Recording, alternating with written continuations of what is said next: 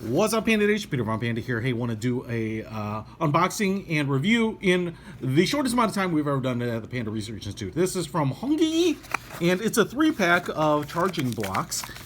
They look like the kind of the official Apple charging blocks. Whoa, you know, they don't open up; they're kind of glued shut. So that's gonna cost me some time right there. And then here it is, and they come wrapped in plastic.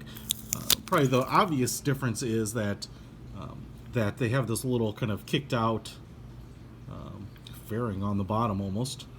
But as you can see there, input 100 to 204 volts and 0.15 amp, output 5 volts. So kind of should work with most, you know, phones and small electronics. But it's right there. It comes with a pack of 3 of these little bad boys, and it was under $10. So it looks like we got a review done in under a minute. Peter Von Panda out.